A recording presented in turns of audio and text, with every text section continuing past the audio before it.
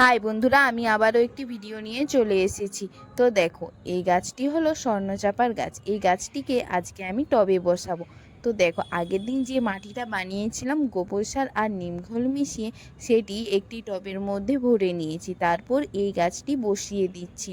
এই গাছটির ফুলটি খুব সুন্দর সুগন্ধ ছড়ায়, তো আমার খুব পছন্দের একটি ফুল।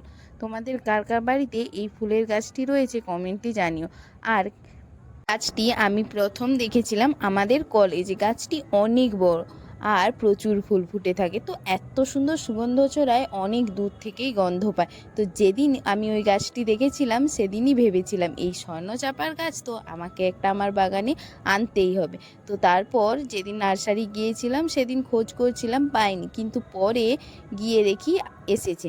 তো আমি ঝটপট নিয়ে নিয়েছি। তো তোমাদের কার কার এই গাছটি ভালো লাগে কমেন্টে জানিও, আর আমার ভিডিও ভালো লাগলে পাশে থেকো।